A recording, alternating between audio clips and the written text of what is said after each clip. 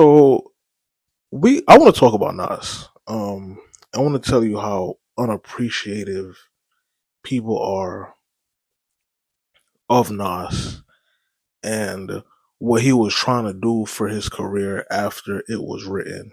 Um, so I'm 30 years old. So you know what I'm saying? Like I have a different take on it because I wasn't born.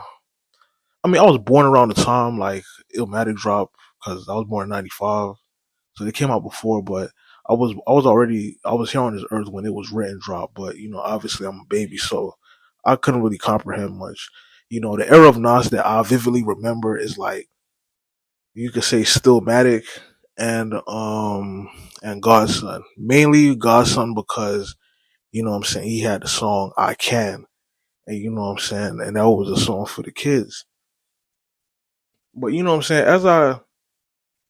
As I've looked back into Nas's discography, I'm like, yo, people are really haters and they push the goalposts when it comes to Nas. People always try to front people always try to front on Nostradamus and I Am. For some reason those two albums kinda get we talk about Nas's discography and you know what I'm saying, like, people they'll bring up like King's Disease, you know what I'm saying, the run that he and Magic, like the run that he's had with Hit Boy, and then what I'm saying? The Untitled album was, it was a bit controversial.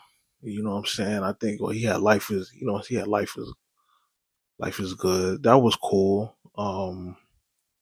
But when we think about Nas, is like, you know what I'm saying? Like his albums that like define him. You know what I'm saying? We would think about It Was Written, um, Stillmatic, Illmatic, Godson, um, and then albums like Street Disciple and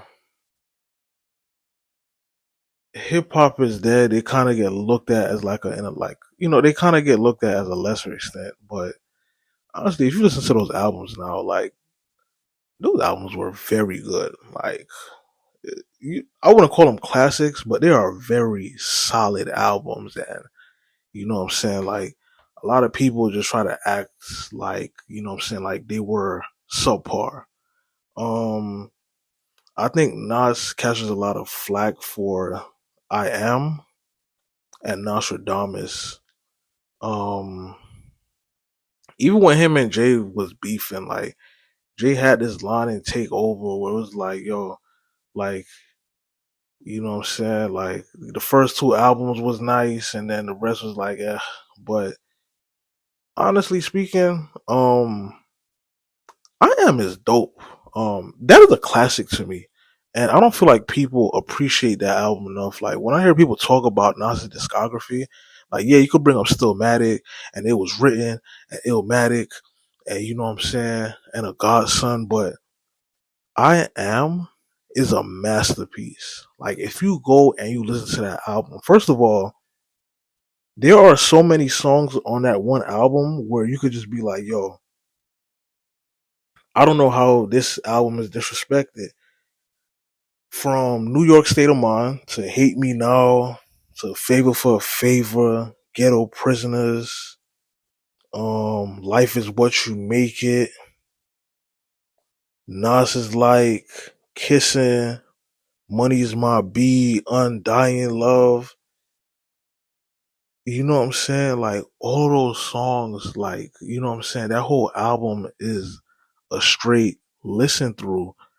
And you know what I'm saying? It just seems like when people talk about the I Am album, the only highlights on the album, like people really they take the two classic songs on there and then it's like the rest of the album just kind of gets tossed to the side and nobody really cares about it. And the two songs on that album that you can say are classics is Hate Me Now and Nas is like. And I just don't agree with that. And I think another album that kind of gets really disrespected is that Nostradamus album because you know what I'm saying? At this point, we're in the what? He dropped that in '99. All right, you know what I'm saying. He dropped that in I Am in '99. At this point, we're kind of in, you know what I'm saying, like we're in a different era of music. Like, you know what I'm saying, like it's less gritty. You know what I'm saying, like rappers are starting to do songs with R&B singers, and it's like I guess hip hop purists they really wasn't feeling it. You know what I'm saying? They were not. I don't know, for whatever reason they just wasn't connecting with it. Um, and they basically dog Nas for these two albums, but with Nostradamus, it's like I could like all right. So there's four tracks on Nostradamus that gets like that gives Nas like people give Nas a lot of flack for. Right? It's Nostradamus, is Big Girl, New World, and You Owe Me. I don't understand how You Owe Me used to get hated on back then. Um, it just it kind of confirms like yo, like some people they just really don't like to see artists grow and evolve. Because You Owe Me is a classic. That is a good song. I guess for that era and who Nas was, I guess it just wasn't connecting, but it's a good song nonetheless. But people take those four tracks and he discount the whole album. You don't ever hear nobody talk about Life We Chose or Project Windows with Ronald Isley and Come Get Me and Last Words. You know what I'm saying? Nobody ever talks about none of those songs, and those songs are bangers. Like, you know what I'm saying? And the whole album really isn't as forgettable and as bad as people make it out to be. You know what I'm saying? They make it seem as if like Nas fell off lyrically, but you know, in reality, he was just experimenting with a different sound. And you know what I'm saying? It could be argued if, you know what I'm saying, like, all right, probably it didn't suit him correctly or wasn't best for him, but at the same time, you can't knock somebody for, you know, for doing something.